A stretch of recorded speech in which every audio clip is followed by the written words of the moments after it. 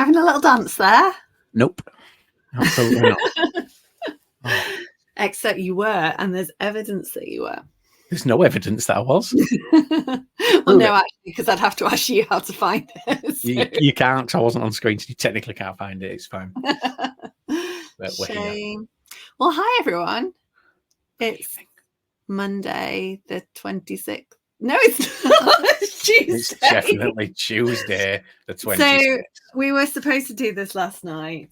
Yeah. Some of us were in no fit state to record a podcast last night after dental surgery, and I wish I'd found a way to take the voice memo that I got. The one that said, "I'm gonna be tomorrow."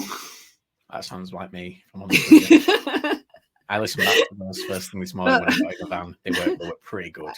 I was watching a film with the girls, and so I was listening to them, and they kept saying, let's listen to it again, let's listen to it again.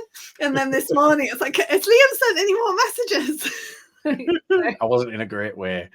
The thing is, for work, so I have like cargo pants on, but they rub the back of my legs, so I wear a pair of joggers underneath because it's comfortable. Are you not boiling? I mean, I know it's not warm around Bradford. It's not warm around Bradford. Right. As it's getting warm, I'm going to start gradually moving into shorts, Hannah, but it's a fashion thing. Something to look forward to.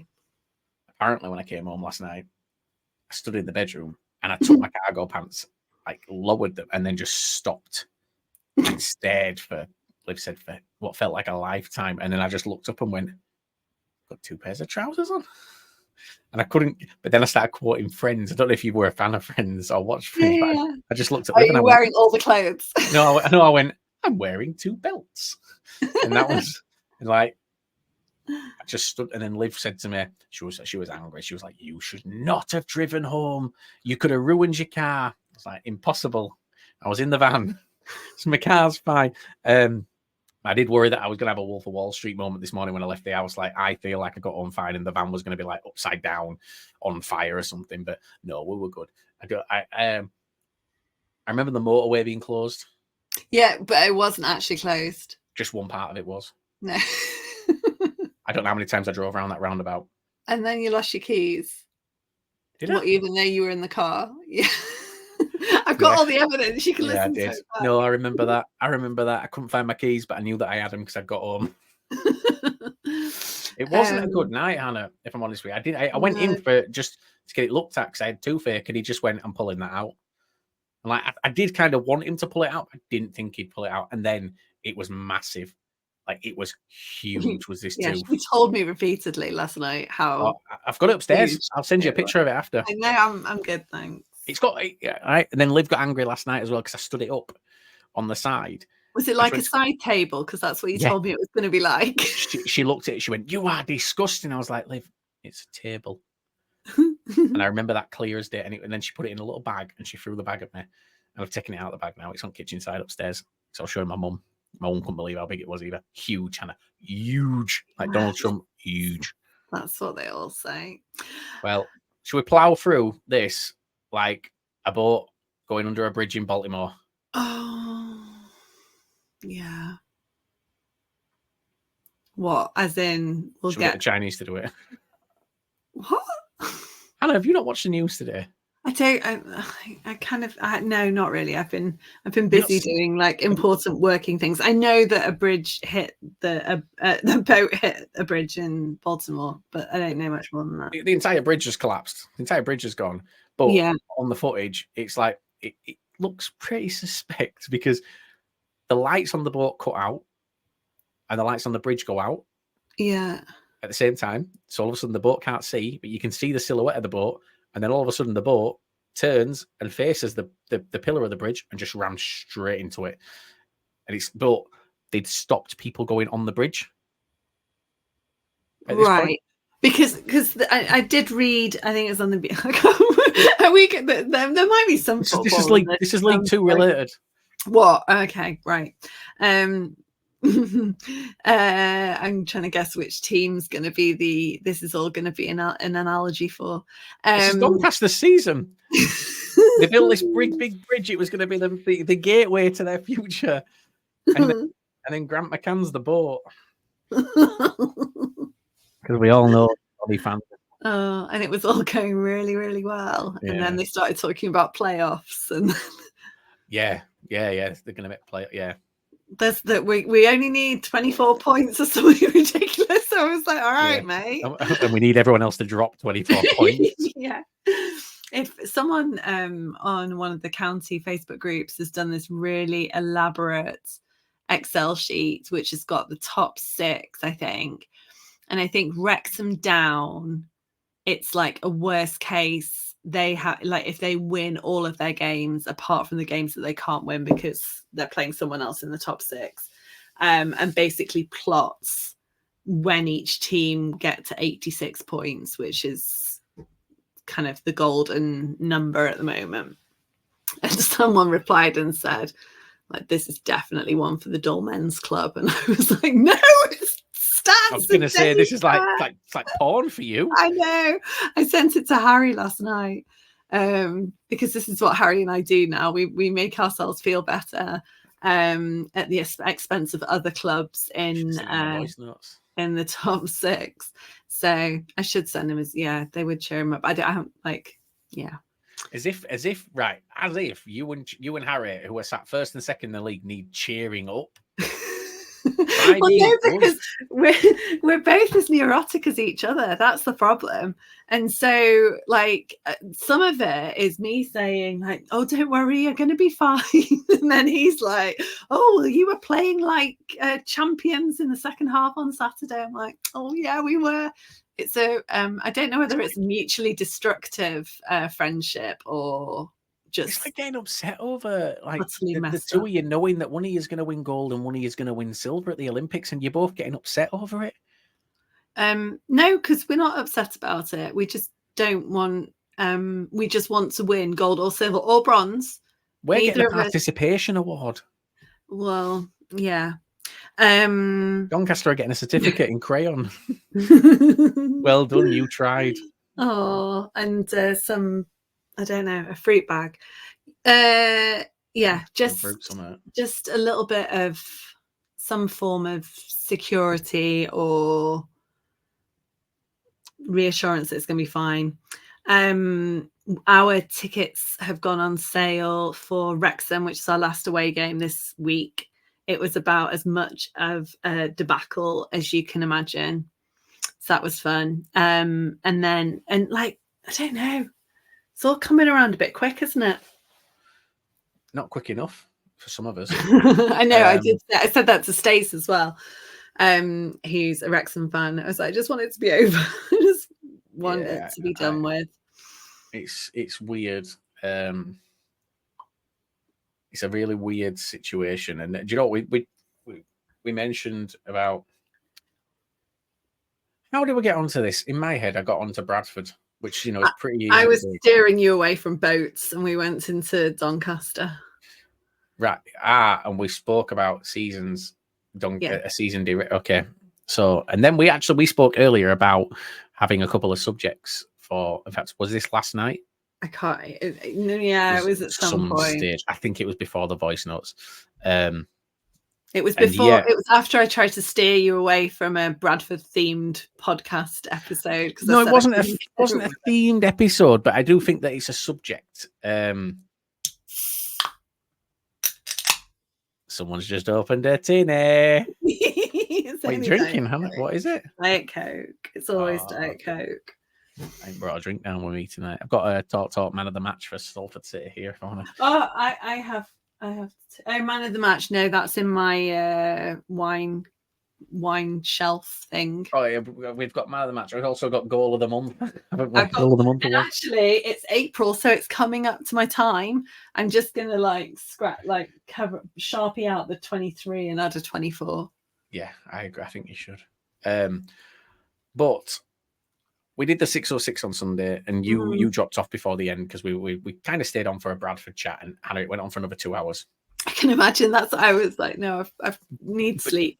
But you know what? It was actually really, really well constructed, and like people have expected, like people have always said, like, because of my position, I don't speak badly about the club and this that, and the other. But even on Monday, people who listened back to it put tweets out saying actually it was quite well structured. I saw some of those. I wasn't sure whether they were talking about the 606 main or the bit afterwards, but yeah, people appreciated that. I don't know. I think I saw someone say it was the most amount of sense that I've seen in this kind of platform. And it was more about, and like I've said this, so for anyone who's listening who's not heard, so I was going to say TLDR. Yeah. Some Bradford fans are planning a protest for this Friday's game against Tranmere, protesting against the owner, against the CEO and whatnot, all the people that they're not happy with. I'm not taking part in it. I don't feel like I need to take part in it, but those people do. And I said on it, and we kind of discussed. Home or away? It's home, isn't it? Yeah. So the plan is the meeting, they're going to go to the main stand for 2:00. They're going to protest, and then they're not going in to watch the game. They're apparently going to walk down to the pub. Okay. Which again, their choice. I actually think that considering we are a self-sustainable club and that's what we're trying to achieve, and if they, like, regardless of whether they want to attend games next season, they still want to see success. Anyone would still want to see their club succeed. I think that if they're going to stay away next season, I would say our season tickets are cheap enough to still buy one. Yeah.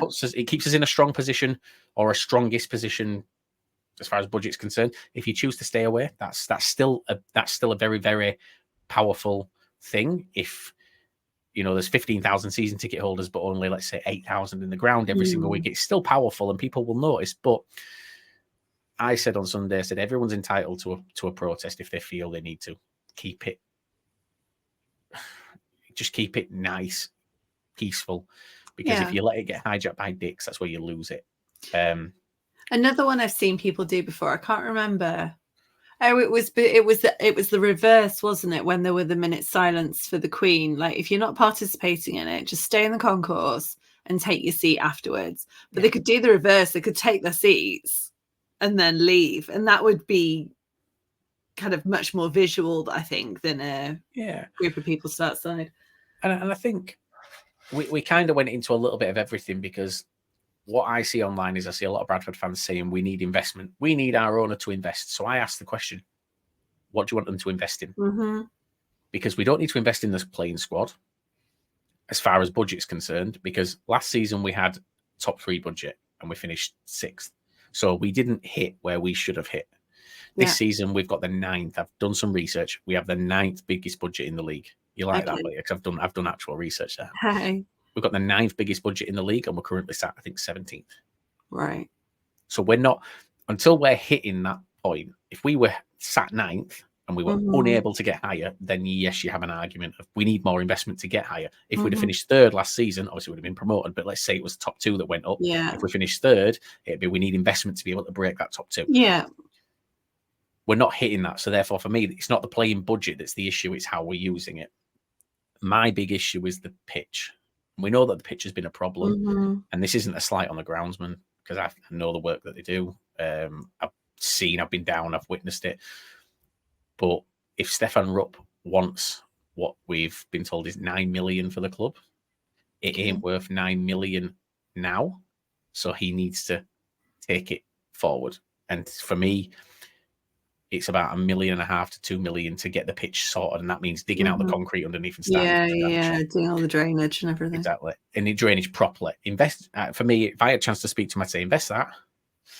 Yes, your value is probably going to go up to 11 million, but if you invest that and we have a better platform to build upon, we get promoted. We're back in League One. You then we can do it.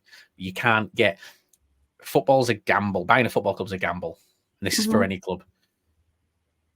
This gamble for Stefan Rupp has not paid off. We've been relegated, and we're now sat 17th in League Two. Well, right, because you watched the Wrexham documentary, didn't you? No. So there was a whole thing, like, just after they'd taken it over, that they'd like redone the pitch, and then it needed redoing again, and they were just constantly putting their hands in their pockets. But that's what they were doing. Yeah. And, the club are massively financially in debt to Ryan and the other one, Rob. Rob and Ryan. But that's not charity. It's a loan, and it's got interest accruing on it every year. And I'm sure at some point it will either be recalled or it'll be converted to equity for the club, which is what Mark Stock did at Stockport County. But there's two types of owners when they're trying to reverse a decline, be it right down to the National League or to the bottom of Football League. It requires constant investment, and it's not enough to just kind of put your hand in your pocket once. Mm-hmm. And I can see that that's probably not what he was sold.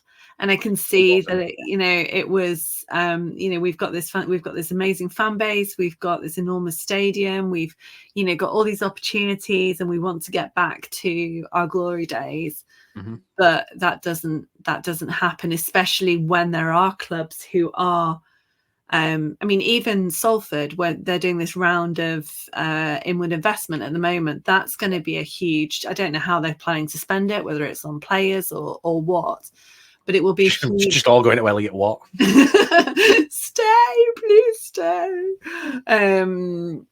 Just a huge injection of cash, which otherwise it would be on Peter Lim and the class of 92, who have only got something like a 10% stake each. Yeah, I don't know whether it's 10% between them. I was under the impression that Peter Lim had 50 and they had 50. And they have 50. But it might be a bit different. I don't know. It might have changed, but I was under the impression that's what it was. But no, my thing is, and like you said, buying a football club's a gamble. The gamble hasn't paid off. And it's an investment. It hasn't paid off. When did he buy it? 2016. Okay, so all right. But by that season, the first season, we were in the playoff. Yeah, it was final the championship. That's what people are comparing. No, exactly. Yeah. But but here's what I would kind of say to him, and just to be honest, and this is again where people think that I won't speak badly. It's not about speaking badly; it's about speaking sense. Yeah. If I went to the bookies and I put a bet on, and it failed, I don't get my money back. No. I have two choices. I either walk away and accept I've lost, or I invest more money to try and win my money back. And he has to make that choice now. He has to either invest to help get us back to where it was so he can get his money back, or he has to go, this investment hasn't worked, I'm going to walk away. We know the club's for sale because WAGMI wouldn't have got as far within Bradford conversations as they did if it wasn't for sale. True. So we know that there is a conversation to be had.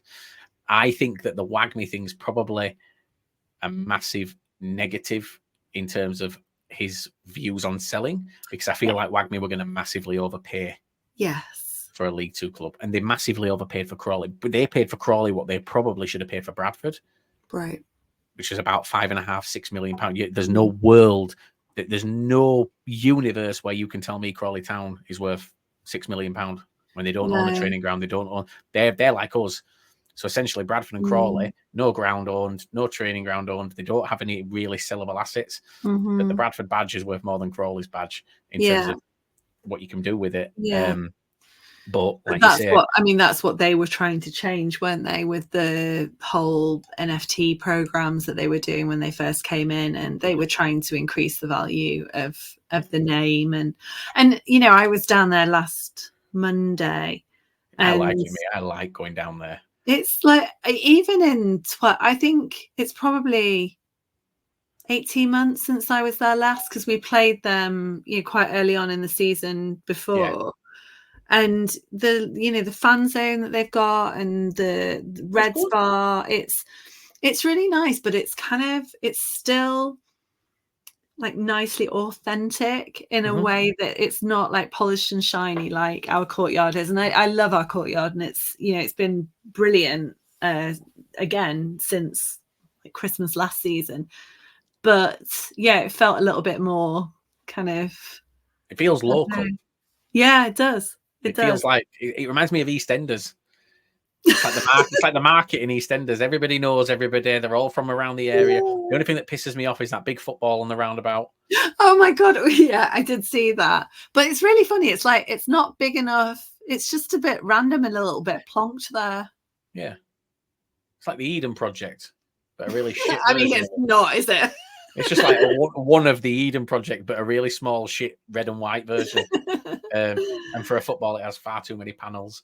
But and if anyone's going there and doesn't know about parking, there's that like it's not an industrial estate really, but an office estate behind it, and you can just park. It's free. Yeah, I know. Like we drove in because someone picked us up from the train station. I was like, where's the man in the high vis taking money? And they're like, no, it's free. Oh, none of that. Yeah, it's all free. Yeah, I wouldn't know because I had, been friends. I had my own friends of the club. I had my name down on a list. Not friends with the club, friends with the owners. The club can't stand me. Yeah, or owner, one of the owners, not the other one. But no, I really like Crawley. I've not witnessed us win there. I've had two horrific trips there recently, but yeah, going to, like you say, Red's Bars, it's nice. It's just, it feels local. And then all the little food outlets outside are great. Like a little like a stone baked pizza van making its own made pizza. Genuinely the best chips. Like they've leapfrogged Salford. They were skin on. They were like triple cooked. Amazing. And I ended up giving them away, which was absolutely fine. But it got so bad. I was like, try the chips. They're so good. Because you were trying to get everyone to eat them. Just try these. Yeah.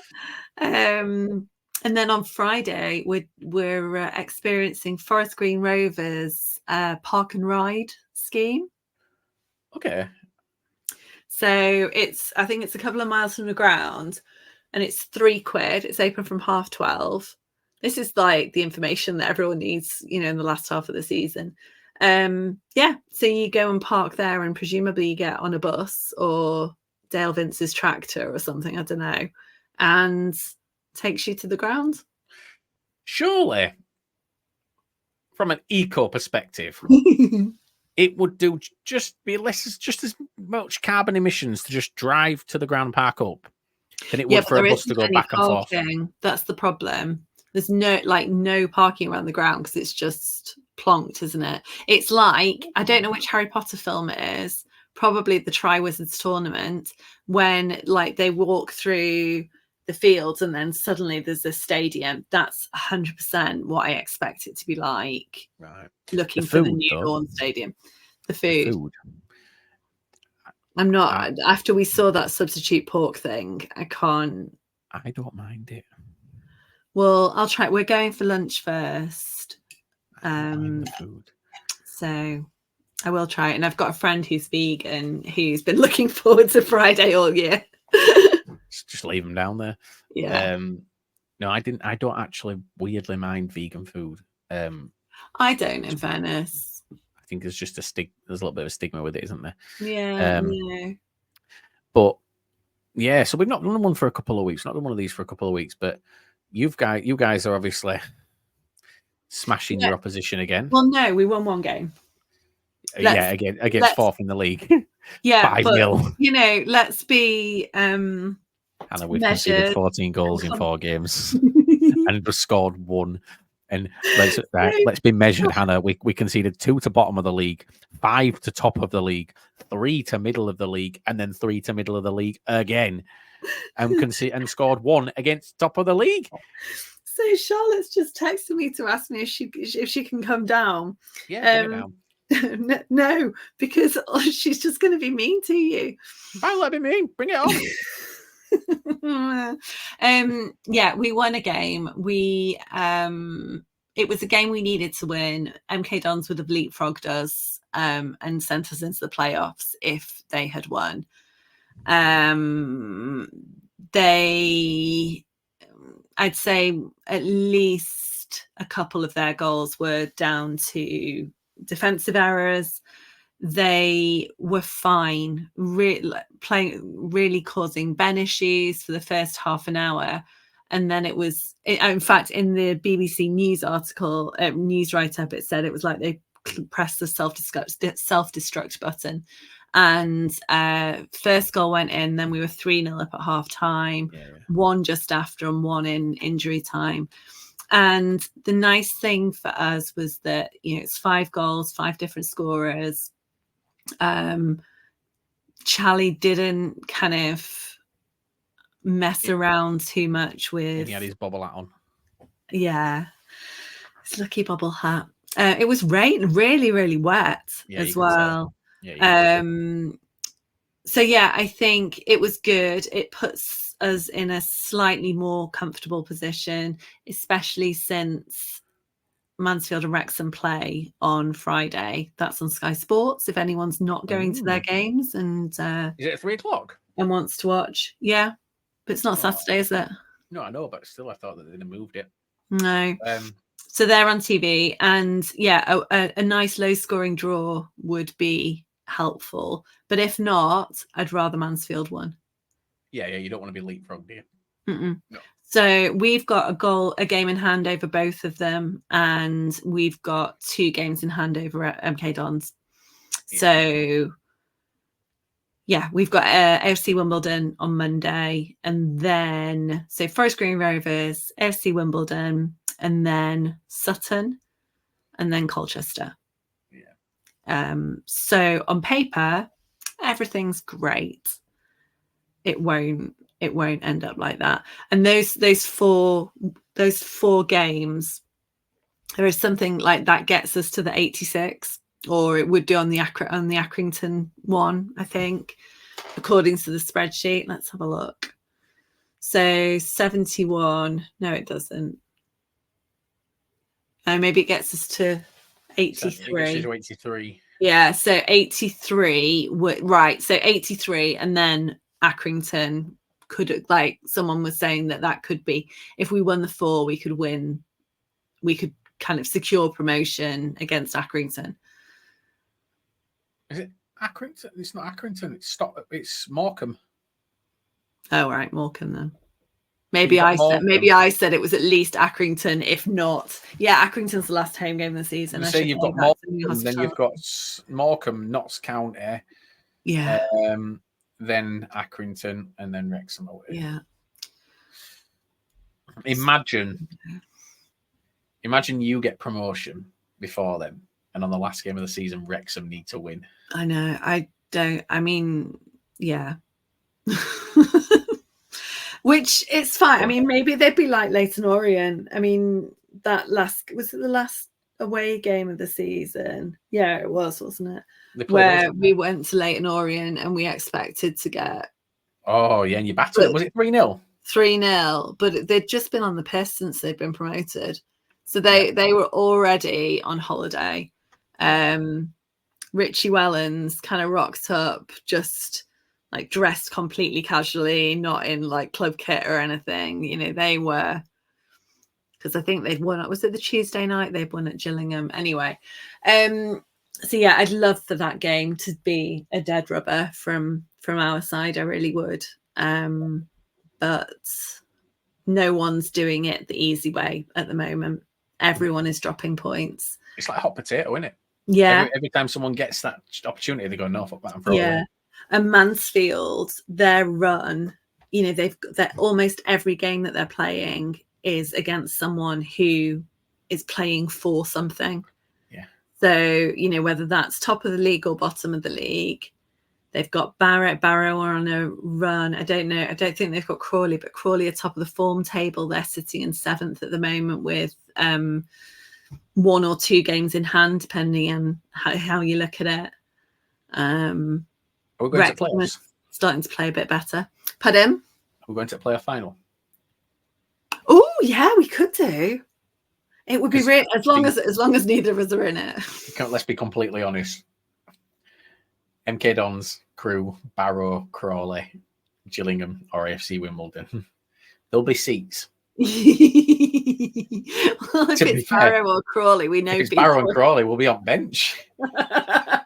But do you know what? Like we could definitely do something. Can you imagine? Like, yeah, let's go down to it. I'd like to go to Wembley with just no jeopardy involved.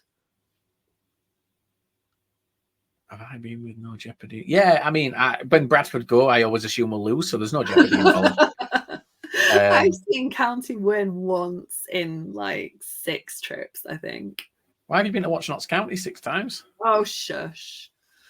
They're having a bit of a mare at the moment, aren't they? No, they smashed us. See, here's the thing that I've realised about Bradford, right? Bradford have become the what is it? The false dawn team. Because Apart people from beat for us. People beat us and then think, that's it now, we're going to put a run together. And then they get smashed the game afterwards. And it's mad to look at that Notts County have fallen off the way they have. And they lost 2-1 to Salford at the weekend. Should have been more. I mean, they're 14th now, aren't they? And like Notts County Salford was an interesting one because, and I went to them, I went to that fixture when it was at the Peninsula, so the home one, and Notts County won 2-0 and made it look easy. Salford were really, really struggling defensively, but Salford and Notts County play the same kind of style of football. So that game in October, I thought would have been really interesting, and I thought it would have been closer. And so the replay, the reverse fixture was interesting as well because it just shows the turnaround. I mean, Salford haven't turned their season around, but they are playing at a much kind of more controlled. What need to. So for anyone who's watching on YouTube, you're in for a treat here because Anna, I'm gonna just share a little image onto the screen. I just casually checked my LinkedIn, right? Because I like to do that. Is this going to be a contravention of GDPR? No. All right, good. No, go for it. It's not. Are you ready for this? You need to do an audio description for. I will do once my dad on Apple Music or whatever he listens to it on. Once I've done the, how do I fucking share an image? Right, I know. So I'm just going to share screen. I'm only going to present the snipping tool. I've just received a message on LinkedIn. So the email, the message is from. You can't see the message, but I'm just showing you who's messaged me. No, I know, but I'm doing the audio description right, for people at home. So the message is from Derek Adams. Does that say open to work? Is that the little LinkedIn? Yeah. Open to work. Hello, Liam. That's all we're seeing on here. And that's come from nowhere. No, we've spoken previously. Okay. That's come from nowhere. I'm quite excited, Hannah. Love to receive a little message from our Derek. I've still got a lot of time for Derek Adams. I really do. I know he didn't work at Bradford, but he yeah. It's the same. He was always good for me. I'm going to a thing with Jim Gannon on Thursday night, who was the manager. He's a Stockport County legend. Like he played when in the late 90s, and then was the manager. And he's the one who wouldn't fix his skybox. Yes, he wouldn't talk to Sky because they hadn't fixed his skybox. Yes. So I'm going to something with him on Thursday night that I've been invited to. So, well, no, I haven't been invited. Nick Lee, he used to do the Scarf Bagara War podcast, has been invited, and I'm going along as his partner. So. Go for it, enjoy. It's this thing. It's like people slag Derek Adams off because of his time at Bradford, and like I say, I really struggled. I think with all the managers that we've had, that was the one for me that it left a sour taste when he left. Yeah. Not because I felt like he'd not done enough to get sacked, because he had. Like he'd really made some mistakes. Yeah. But it was the first time my kids came for a full season, and it was well, we obviously got there hours early, and it'd be I'd be down in my changing area getting sorted, and as soon as he saw us, he'd come down and say hello to me. He'd come see the kids. He'd ask how Liv was doing, and it's and that's what you remember, isn't it? 100%. And that for me is what made that him. I hold him in quite high regard. Mark Hughes never did that. No. Graham Alexander does it. Not as much, but he does come out and say hello every game. Always comes and says hello. But then I found that it's been quite funny, Hannah, this last few weeks, since we haven't done this last few weeks, we have played managers that I know. Oh, right. Yeah. So obviously Steve Cotterill at Forest Green. I went over and we're having a laugh about it, and then he was watching me take shots beforehand, and we just had a right good laugh about what had gone on. I texted him afterwards just saying, fucking fair play. Like, you shit housed your way. You knew what you were doing. You did what you were doing. Yeah. I've got to see Mr. Artell this coming week, which I can't wait for. That's going to be Monday, rocking up in front of him dressed as a big chicken, just smiling and waving. And then obviously, who else have we had? I had a chat with Maynard from. Oh, I. Yeah, he's a nice guy. I don't know why I didn't expect it. I felt like he'd be a little bit. No, I thought I would 100% expected him to be super nice, like probably too nice for his own good. Well, no, I think like I'd not expected him to be anything. I've not thought about it. I feel like because he was so unknown, I felt like he was going to be standoffish, like he didn't want to be like the center of attention sort of thing because he's not used to it. And it's. I kind of imagine him to be a bit like, like Pete Wilde's talked in the past about how he's just living the dream. He's doing a job that he never expected to have, and he's oh God. Am I about to destroy a 10-year-old girl's? Is she 10 still, or is she 11 now? She's 10. Am I about to destroy a 10-year-old girl's self-esteem levels? Come on, what you got to say? I'm really sorry for you. Why? Both the reasons. Both the reasons? How many reasons do you have? Well, both, obviously, two. But what are they? Well, first you got your tooth removed. Okay. Yeah, there's a lot. And you lost to Mansfield and what was the other team? Notts County. And Notts County. Good chat. Well, I don't care what you have to say. I don't care, because guess what? You're a Stockport fan, and you're playing red. It's blue and red. Hey, careful doing that. Right, this is that is red. Right, that is red. Ad break. Let's have an ad break. No, I'm going to argue with a 10-year-old throughout this ad break. How amazing is that? She can say really hurtful things. You just bring up a colour. And now she's stomped off back to the house. She's fuming now, isn't she? The thing is, it does look black. If I'm honest with you, it looks black and red. No, it is blue and red. I'll die on that hill. I think they do. I can't remember. I think their match shirt's red. Well, now we know. I'm going to just continually tell. How's that red? Me and Charlotte, though, on Sunday, I've not told you this. We've been invited, and it's nothing to do with it's not something from Lowly Gluck or anything else that I've cottoned onto. We've been invited to go to Manchester United women against Everton women at Lee Sports Village, and it's all fancy hospitality and a sit-down meal and a box.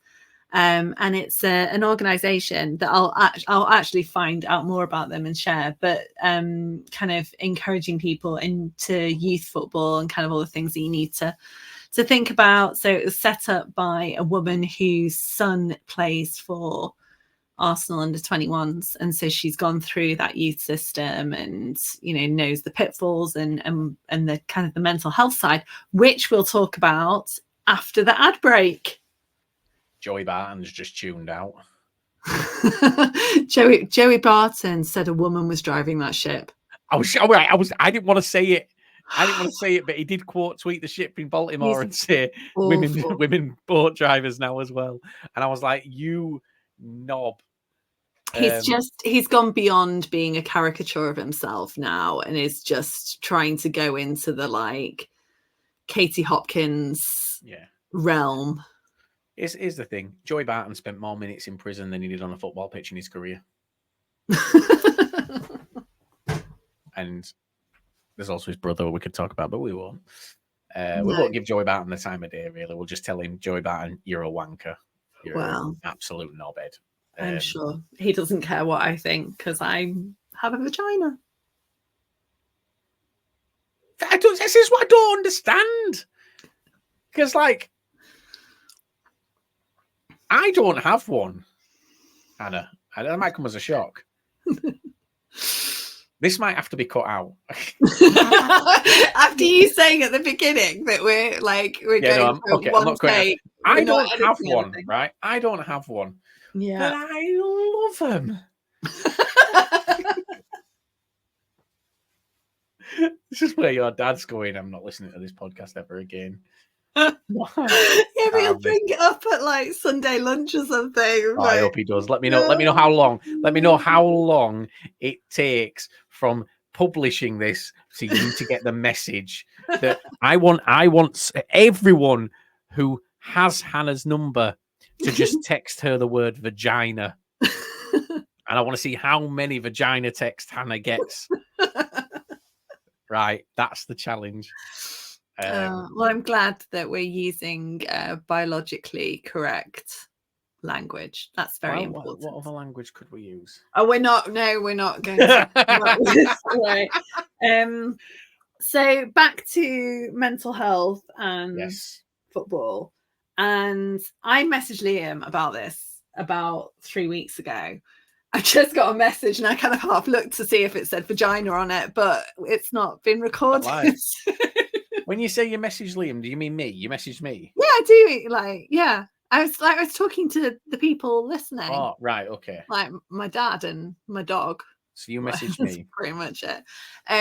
Saying about the way that towards the end of the season, particularly, you get that proper panic sets in and it affects it can affect every facet of your life. Like you wake up thinking about whether Louis Barry is at training, and I mean not everyone does, obviously. He's not at training yet. We were promised Monday and it's now Tuesday. He's not at training yet.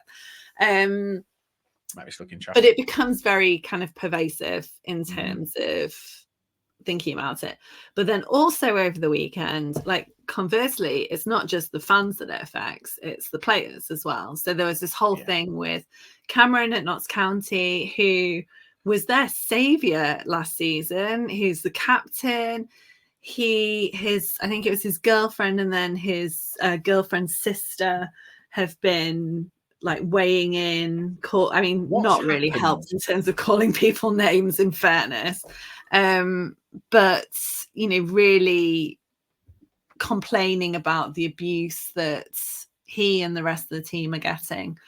And I don't know. I think it's something that people are more aware of. I know lots of teams, and Stockport County is one, the players just don't really engage on social media at all. Instagram, definitely, but not on Twitter. And I don't know whether that's the best way to go. I don't know whether, that I know there are some teams that have got, therapists, they've got psychologists, not all do. I don't know what can or needs to change from. I don't know the answer. I know that there's now a EFL task force, isn't there, that look for problematic tweets aimed at players and can investigate, and there is an escalation there. I don't know. I mean, people were saying that by his family wading in, that was going to make things worse. That's what Elliot Watt's family did when he was at Bradford. Right. And that's how we knew he was leaving before we knew he was leaving, because it had turned so toxic. And like, I've got so much time for Elliot Watt, and I think he's such a good player, and it was always evident that he was going to be too good for us regardless. But his family used to defend him online, and that's at that point Elliot was very quiet, the same way, didn't really engage much. But then there was one, and I'm not going to give like publicity to it, but there was one tweet that went out And this is what like Bradford fans don't realise. One tweet went out from a Bradford fan that made his mind up to leave. Oh, wow. That's how much influence social media, and people don't think it does. And I've had this argument with Bradford fans so many times when I've said, if I was a player looking to come to a club, I'd check that club's hashtag out. Yeah. And if I saw some of the stuff that's on it, that would put me off. And there was one tweet by one person that made his mind up. And that is the reason Elliot Watt left Bradford City. Yeah, I can totally imagine that. All because of 240 characters, because Twitter blew it around them.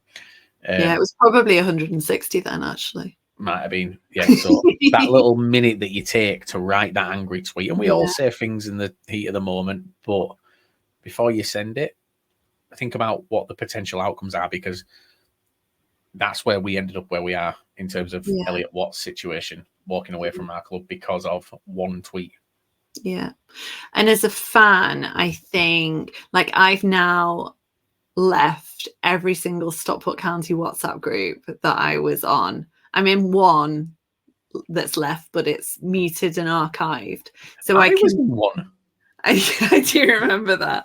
I was an admin of that one. Still don't know how I got there. But yeah, I think like doing things other than things that are football related is always a good shout, and talking to people about other things. Find another sport to watch. I think try and understand American football. That's oh no, I'd rather not. I think for me, like the issue is, by the way, it's England 1, Belgium 1. Oh. Yeah. Ivan Toney has scored a penalty for England. Okay. And I'm getting the funny feeling that he's probably won a lot of money. Yeah, literally England have just scored. So, no, for the issue I think we have as a society and football fans is that we hold footballers in such high regard that we don't think that they can have mental health issues. Yeah. It's like when Dele Alli came out and spoke, everyone was so shocked. It's like, why are you shocked? Look at his career. Look at the stuff that he's been through. Look how he started to where he was before he came out with his mental health issue. There was something wrong. You know, and you've got players who play against their old teams and are just given horrific abuse. I'll use Andy Cook as an example. He must feel it. He must do, because you see some of the stuff we're playing. Even Notts County last week, chanting at him. He's never played for Notts County. I couldn't understand it. Mansfield fans were doing it. They always do it, and he thrives against it. When Mansfield, he scored again. Maybe it's because he's a figurehead, isn't he, in the team? Like he's the most well known. Maybe it's an attempt to like try and rattle him. I just think that there's a right and a wrong way to do it.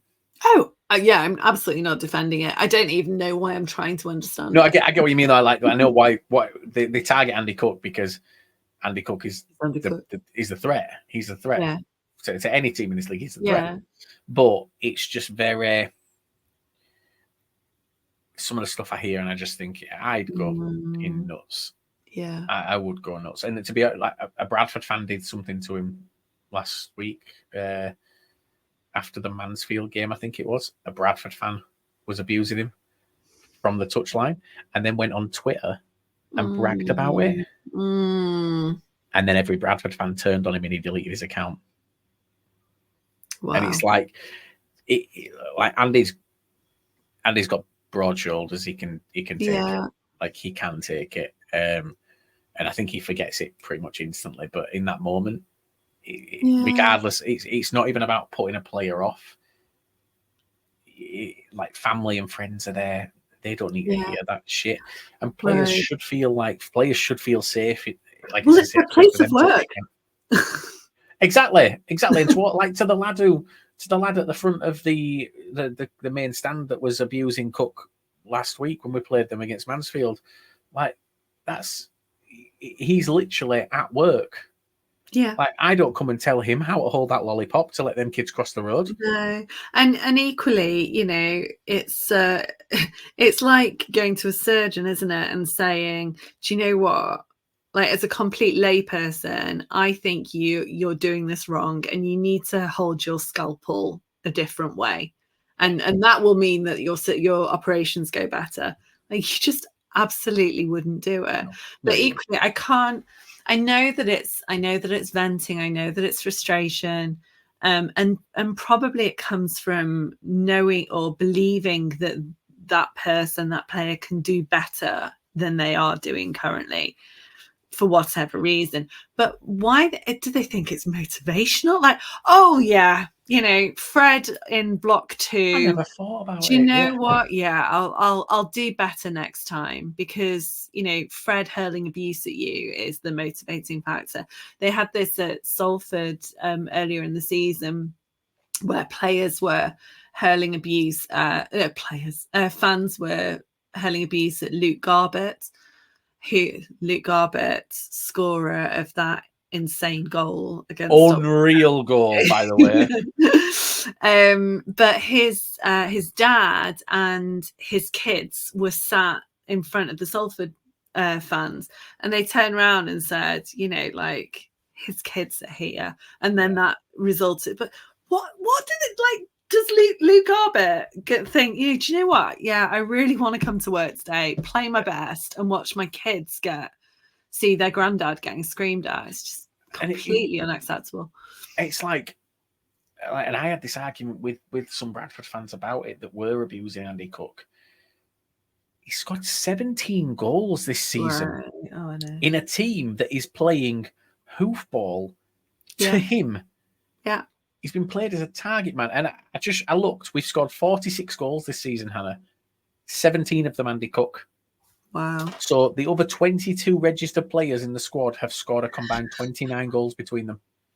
And Andy Cook's the problem. Yeah. Well, Tanto Oliafi is also the problem. He's scored 20 goals now, as of Saturday.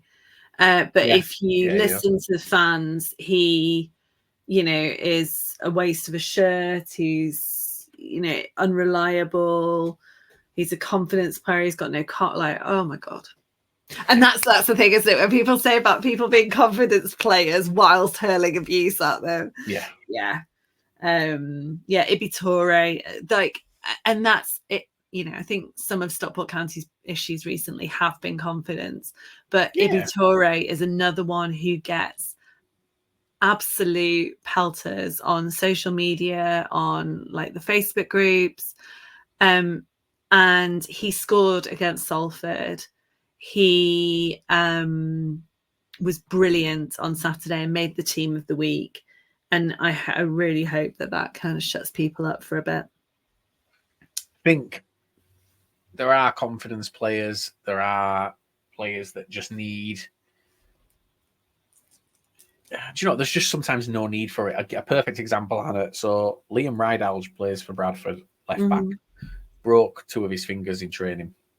He's jumped up for a header. The lad in front of him that he's jumping up over has done like that, and it's essentially snapped his fingers. Liam Rydalge just got his fingers bandaged up. Yeah. And he had this black tape around his hand. Playing Notts County. No, not Notts County. Playing Forest Green. And all you hear from a guy just outside of me, take that glove off, you fucking soft. And I'm like, it's not a glove. He's got broken fingers. And it's only on one hand, so quite clearly it's not a glove. And it's like, he screamed it so loud, but Rides turned and laughed at it. But he didn't mean it as a joke. Like, he was just being abusive for the sake of being abusive. Yeah. And I think there should be bigger and more harsher punishments. I feel like football clubs are scared to punish people for this sort of stuff because of the pack mentality. We've got a guy who sits not far from me who I watched when Derek Adams, coming up for the second time tonight, when Derek Adams was in charge. Derek Adams was walking off the pitch at half-time one game, and he was being that abusive that Adams came over and said to him, "You've got your somewhere." And he has his little boy with him, sat next to him. His little boy must have been 8-9 years old. He says, "You've got your somewhere. Watch what you're saying." Yeah. He still does it to this day to every single manager, to players. And for me, he shouldn't be where he is. He shouldn't be anywhere near the dugout. He should be moved well away. It's a family stand. But I feel like clubs can't touch people. It's every single ground. Clubs can't touch people because of mob mentality that follows. Oh, I've been banned for this. I didn't even do anything. And everyone goes, well, he says he didn't do anything. He mustn't have. Well, I've witnessed this person doing this stuff. Yeah. But again, then you get shit for that. 2-1 England. Oh, really? At County, they've started the stewards, well, some stewards have started wearing body cams.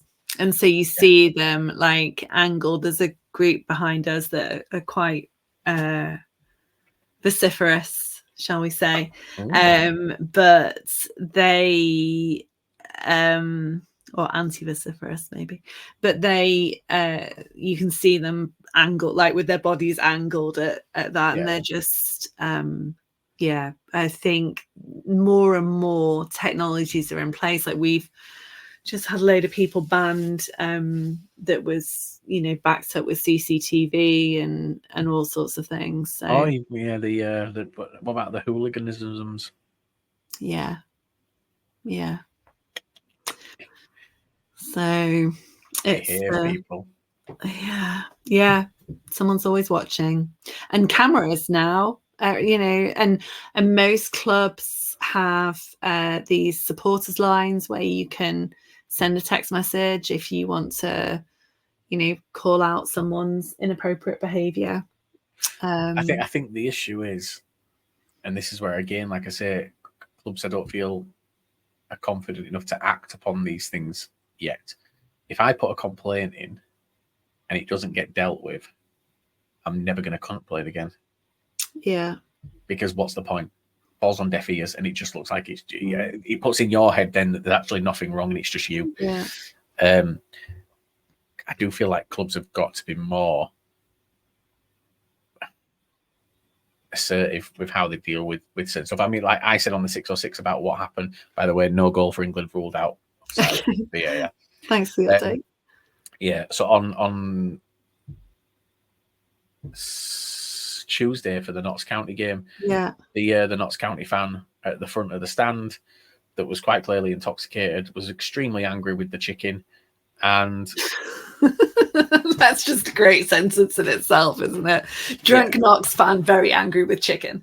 Gets worse because as he's angry and the chicken goes to hand him a football and then throws it over his shoulder, as he does at every single game, within a split second the Notts fan had his dick in his hand. And I'm still the only person who saw it. And I went straight over to like the Bradford media team that were there. I said, did you film that? Because sometimes they film the interaction. I'm like, did you just see him get his dick out? No. And no one's mentioned it. So now I'm in this thing of, it's obviously my word against his word regardless. If a tree falls in the forest. if a dick falls out your pants at Bradford and no one's around to see it apart from the chicken, did it really happen? And that's kind of like, that's the issue. Like, I really don't know how else to deal with it. I'm really sorry that happened. Like, genuinely really sorry that happened to you. It didn't happen to me. It happened to the chicken. It's Billy that's right. Okay, we're back to mascot psychology. And, two people. It's two people. But yeah, just a really bizarre set of circumstances that's what's happened. And I'm like, someone said to me, have you put a complaint in? No, because my worry about that is I put a complaint in and they go, well, look, you have to stay away from away fans now. If away fans are going to start whapping the dicks out, you need to stay away. It's a great line, isn't it? But yeah, I just don't understand. I know for a fact from being involved with the club, things are worse since COVID. Since the season back from COVID, fan behaviour is on its arse and it's worse than it's ever been. That's all clubs. That year away seemed to make people very angry. Wow. And we're here now and we're dealing with it. And, there's just no need for it. They're angry on social media. Yeah. Really angry on social media. Like, you can't have an opinion. And this, again, it comes back to what I said to the Bradford guys about the protest. Because the guys that are organising it put a tweet out saying, be vigilant, don't be swayed away from your feelings towards the club. And I sort of said, that's got to be both ways, because I'm getting harassed because I'm not publicly berating the club and demanding change. If I'm happy, or if anybody's happy, on Friday, if people decide to just go and walk past and go into the game, they don't deserve abuse. Oh God, no! They're not crossing a picket line. My exact words that I used on Sunday. This ain't a picket line situation. Said it's nothing like that. Said you guys feel a way and you're acting upon it, and I'm saying to you, I respect that you feel a certain way, that you need to protest in a peaceful way. I will always respect that. Yeah, and this protest is based on opinion. It's not based on, I don't know, disputing wages or maltreatment of I don't know, anyone, the chicken that's been evidenced, or it's all subjective. Given that they're probably not going to do a League Two preview, I'd imagine tomorrow or Thursday, should we have a quick look at Friday's games? Yes, because we do need to discuss how we're going to do the upcoming weekend as well. No, they are going to do a preview. Are they? When are they doing it? Thursday? They'll do it Thursday, or they'll do it Friday morning, but it'll be out Friday. Yeah, they will do a preview. They've not told us they're not. But then we're going to have a double header for review, but 606 as well.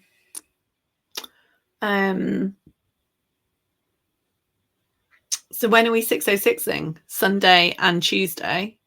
No, just Tuesday. Tuesday. Yeah, so I wouldn't do all of them. Yeah, we just do a double. We'll just do a double on Tuesday for people. You guys are away on Monday, aren't you? No, we're home. We're away Friday. Right. Okay. So okay, and we're away Monday. I'm not going to that, so we can. Oh bloody hell! You've got Tranmere on Friday. We have. What's wrong with that? Oh, I know we discussed that, but we discussed you having Tranmere and being at home because of the protest, but I didn't kind of. Yeah, What's wrong with having Tranmere? Well, didn't Tranmere? They lost. They lost, didn't they? Yeah, but but they needed a break after beating us, Mansfield, and Wrexham. It'd be just typical of us to go and beat these. Yeah. Colchester, I think, like after the Mansfield game, they've got Newport, but I didn't realise. Look, like given that the state of their pitch, they've only played 37, so they've played the fewest of anyone in the league. Okay. And they are on 34, 1 point clear of Sutton, who've played 40. If you're a Colchester fan, you drew with Mansfield at the weekend. You know what you've got to do. You're going to have maybe a little bit of an advantage because of your wonky pitch at home. Yeah. I'd be feeling a little bit comfortable, or at least more comfortable. They're not safe by any stretch of the imagination. And I mean, the other thing as well is that Forest Green and Sutton are currently like Sutton were about 7 points adrift, weren't they, at one point recently? Yeah. And they're now equal on points. They've got a very similar goal difference. But Sutton have played one more. Mm-hmm. So Joe, our Sutton fan that comes on the 606, there's definitely opportunity. They've got Salford at home on Saturday. Yeah. Forest Green have got Stockwell County. Colchester have got Newport, which isn't a bad one either, really. The big ones, obviously, Wrexham and Mansfield. And Crawley and Donny, given that Donny are vying for Crawley's playoff spot. But I can't see that going. I mean, given how Crawley are playing at the moment, I can't see that going in any direction other than a Crawley win. You'd hope. And who have Crew got? Gillingham. See, that's an interesting one as well. Here's one for you. So I had this conversation the other day with some Mansfield fans, and they disagreed with me at first, and then they actually agreed with me at the end. No, Mansfield fans disagree with anyone. No. 2-1 Belgium. Manager of the season. because obviously They immediately. thought it should be Nigel Clough. Yeah. I think maybe Lee Bell. No, Scott Lindsay. Scott Lindsay. Yeah, Got to be, yeah, he has a yeah, National League South side, doesn't he? We all said it was a shoe-in for relegation, and he's in the fucking playoffs. Yeah, fair. That was my argument. I was like, you can't. Yeah. It's got to be him or Pete Wild. Yeah, but I mean, so Barry's interesting. So on Saturday, they are now equal on their points that they finished on last season. So their goal originally was 69, so they're 5 off that. And so that was kind of that's what they were targeting at the beginning. Yeah. But they're just, chipping away, aren't they? Quietly. They've got Grimsby on Saturday, so I'd expect them to win that. We've got Grimsby on Monday. Oh, I am going to Grimsby. So yes, I am going to the away game on Monday. Oh yeah. So we'll and then MK Dons have got Walsall. I mean, Walsall have dropped off, but they're still a decent side when they turn it on. Yeah. When? That's that small team in Birmingham coming clutch. Oh, got dear. anything else you want to add, Hannah? Anything else that we need to include? No, I don't think so. Who have Wrexham got on Monday? Mansfield are playing Accrington Stanley. Wrexham not playing? On Monday, it is...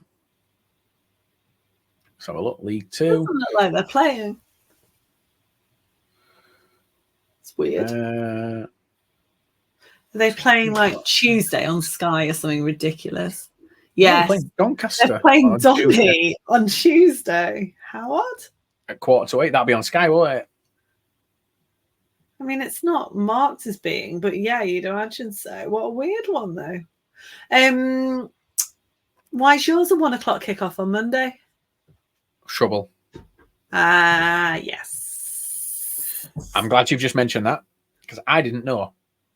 Well, I mean, it's football web pages, so it's not. Well, it is 1:00. It's staying here in front of me. It's not always been that accurate, but here's the thing: the trouble that's made this game get moved. A Grimsby fan attacking the chicken last season. No, there's been between our teams for a while. Grimsby are a Category A team for policing. Yeah, I did know that.